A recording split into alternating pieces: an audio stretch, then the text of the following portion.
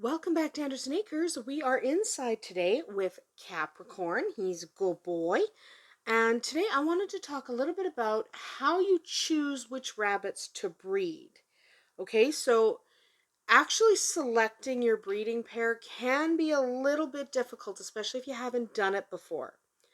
Okay, so the first thing you're going to do is examine your available rabbits. Maybe they're your rabbits, maybe you have a friend or neighbor who breeds in a similar vein to you for similar reasons. They might breed the same breed, or maybe they're breeding for fiber like you are, etc., etc. So examine the rabbits that you have available. They might be yours, they might be someone else's. So if you need a buck and you don't have one, see who does. Maybe they'll let you just borrow him to mess with your girls. So start by figuring out what's available. And remember why you're breeding. So are you breeding for show? I breed these guys. My lops are show lops. So are you breeding for show? Are you breeding for pets? Are you breeding for fiber, for meat? Why are you specifically breeding? Okay, that's important to remember because that will kind of guide you when it comes to what to look for. All right. So when you're picking a doe and a buck to breed, you want them to complement each other. So if we just look at Capricorn, he's got kind of a stubby nose even for a lop. Now he still meets standard, okay, and in fact he has one at shows, but I don't like how stubby his nose is. I like a little bit more length. So because hi tequila. So because I like a little bit more length, tequila's head's in the way, in the nose, hi sweet pea.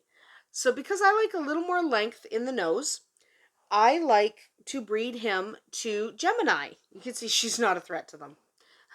He doesn't care. So I like to breed him to Gemini. Gemini has a slightly longer nose. So in their children, it kind of balances out. Tequila, your head is completely in the way, my love. I know. You're such a good girl. I love you. But your head's completely in the way. Yeah, go up there. Yeah, go ahead. There we go. Tequila's out of the way. So I like to breed him to Gemini because that nose kind of balances out. So now I'll use layman's terms instead of show terms, but if you have a doe, this is a buck, but let's say you have a doe who's kind of narrow in the shoulders and you want to widen that out a bit, then what you're going to want to do is pick a buck who has wider shoulders. Bring in those wider shoulders, breed for that. If you need more width in the hips, or maybe you need to narrow the hips, it depends on the conformation of the rabbit you have. So if you're looking to breed show rabbits, you look at your rabbit. Where is that rabbit lacking? If you need a little bit of help, um, try and find somebody in your area who has a little bit of experience with breeding rabbits, and they can kind of tell you, okay, yeah, that rabbit needs a little bit more length in the nose, he needs a wider crown, whatever. Okay, his crown happens to be perfect, but he does have other faults that can be worked on. That's why I breed him to specific does. Hi, Tequila. I know, I love you too. Mama, kiss, kiss, kiss. So yes, Tequila. So yes, I breed him to specific does to kind of correct those faults. That's why you don't want to just breed indiscriminately if you're trying to breed a show rabbit. Okay? If you're breeding for pets, you're going to be breeding for temperament. You probably don't need to be breeding for pets. There isn't really, in most areas, a market big enough to support the pet rabbit industry. And you can very easily just take your pet rabbit, your non-show worthy rabbits in a show line and sell them as pets, which is what I do. Um, tequila. Tequila's helping. She's licking my neck.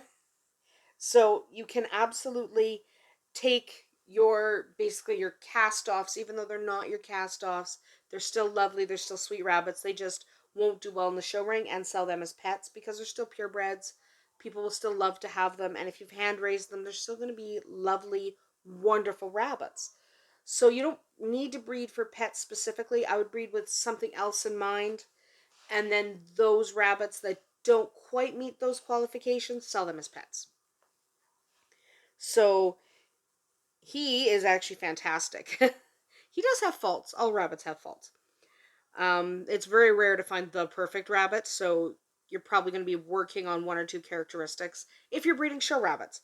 If you're breeding for something like meat, which I do not do, I have occasionally had meat buyers buy our Rexes, but generally I don't breed for meat. Obviously, I mean, you wouldn't breed these guys for meat. Look how skinny he is. Look at him. He's very skinny. Yeah, you're a very good boy.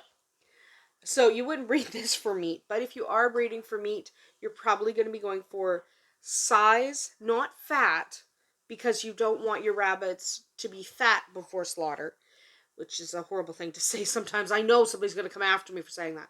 But let's be honest, for a lot of people, rabbits are livestock. Rabbits are food. Stop hitting me with your paw. So there are plenty of people who are breeding for meat out there. So if you're breeding for meat, you're going to be choosing rabbits that are muscular, are large. Hi, Tequila, again. I know, you're a good girl. I know, you want to be in the video? I'm sorry. It's all about you. We're going to make one about you later. Okay. You probably can't. She's right there. I'm focusing the camera on the rabbit, but she's literally right here. She likes to be the center of attention. Anyway, so if you're breeding for meat, obviously you're going to be breeding partially for size, partially for the um, denseness kind of your rabbit. If you're breeding for fiber, you're going to be, like, he's not a fiber breed. You can't really collect this and spin it. But you can if you have Angoras or Woolies. There's several fiber breeds. If you're breeding for fiber, you're going to breed for the length and quality of the fiber. So you have to know what you're breeding for. Okay? And remember, the physical characteristics of the rabbits you breed should definitely complement each other. And again, ask for advice from seasoned rabbit breeders. Hi, Tequila. So ask for advice from seasoned rabbit. Don't knock the camera. From seasoned rabbit breeders if you are just getting started. Most rabbit breeders will be more than happy to talk to you about their program, how they select for breeding, and give you some guidance on what criteria you should use when you're selecting for breeding. So other things you want to look for. You want physical maturity, okay, especially in your doe. So if your buck is a month too young, it's not that big a deal. Your doe needs to be physically mature before she carries a litter. It is not safe to breed an underage doe. So how old should they be? For small breeds like your Holland Lops, so like these guys, so the breeds that stay under 5 pounds when they grow up. So your Netherland Dwarfs, your Holland Lops, things like that. You want your doe to be at least 6 months old. I know some people go with 4 months. That's too young. Is an increased risk of complications if you're breeding at 4 months for smaller breeds. So wait till 6 months. It's not the big deal. 6 months goes by really fast. So wait till 6 months and breed only when they're old enough. If the male is only 5 months, it's not that big a deal. The female should absolutely not be, there's a fly in here, Tequila's chasing it. But you absolutely should not be breeding females that are under 6 months in that size. So medium breeds, like our Rexes. Our Rexes are medium breeds.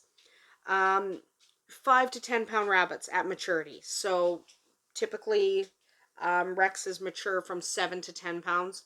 That's their average. Other breeds that mature in that category, you're going to want to wait until they're 8 months to breed them. It's just safer. Your large breed rabbits, so your French Lops, your Flemishes, those you should wait till 10 months. I know people will do it at 8 months. Really let your females finish maturing. If your male is only 8 months old and he's a Flemish, that's not that big a deal. But again, let your females finish maturing before you breed them. It is so important. It really does go by fast. And you can breed a rabbit a couple times a year. So waiting is just better for you and for them. You also want to make sure you're breeding only physically healthy rabbits. So no illnesses, no disease. In our case, I do not breed Holland Lops that have had any kind of ear infection. Even if I think that ear infection is not necessarily hereditary, because we all get ear infections. If he had ever had an ear infection even once in his life, I would not breed him. Okay? So he is not going to be bred if he has an ear infection, ever. Because Holland Lops are, lops in general, not just Holland Lops, but lop-eared rabbits are prone to ear infections. There is a hereditary component occasionally, so I would not breed a rabbit that had had an ear infection when it came to a lop. So you want to make sure they are free of illness and disease. You want to make sure they are clear-eyed. So he's got nice clear eyes. He's a nice good boy. Okay, he's happy, he's healthy. You want to make sure they're not at a adverse weight. So you want to make sure nobody's underweight. So he's not. He's a really good weight. He's not too skinny, but he's also not fat. Okay? It's okay. So let's say your buck is a little bit overweight. That's not the biggest deal because it's the buck. He should not be underweight. Your rabbits should never be underweight. But I mean, if your buck got a little bit chubby, especially, it's winter, so you've been feeding them more because maybe you keep them outside. Our bucks tend to get kind of chubby in the winter. That's okay as long as they're not like fat, as long as you're just a little bit chubby. Hi, tequila. But you should not breed a female that is overweight. Okay, it'll make the pregnancy more difficult for her. So, especially with your females, make sure they're at a good weight and don't breed any rabbit, male or female, that is underweight. You do definitely want them to be at their full healthy weight. You want, if they are skinny and it's just because they haven't been getting enough food, hi tequila, you do want to make sure, and she's going through. Tequila doesn't care. But, yes, make sure your rabbits are at a healthy weight, healthy, happy weight. The fly went the other way. Hey, you gotta go back and get them now. Oh, he's weird. There's a single fly in here and she's just driving her nuts. So yes, healthy weight. Make sure nobody is underweight. The other thing you want to check, you want to take your buck. If you want to make sure he's old enough for breeding, what you want to do is you want to look down at he's very fluffy, so it's going to be hard to see.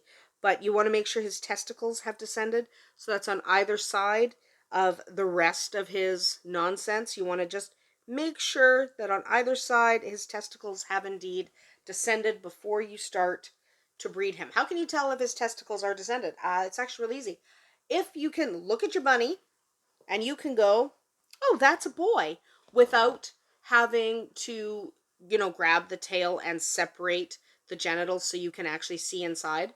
If you don't have to do that, if you can see his testicles sitting there on either side, you can see his bunny grapes, is what we call them, the bunny grapes. If you can see them sitting on either side there, then his testicles have descended and you're fine. Always check a young buck. Make sure before you breed him for the first time, you double check. You want to make sure that they have indeed descended. If they haven't, wait a little bit longer. Don't try to breed a rabbit whose testicles haven't descended. It's important. Also, your rabbit should have a good disposition. I don't care what you're breeding for, whether you're breeding for show or meat or fiber. Your rabbit should have a good disposition. It just makes your life easier if they're easy to handle. You don't want to breed a nasty one. There are so many nice rabbits out there. If you have a nasty one, don't breed it. You want nice rabbits, especially if you're going to end up having to rehome the rabbits you're not going to keep as pets. So if you're a show breeder, and you're always going to have some that are bred that are not quite to standard.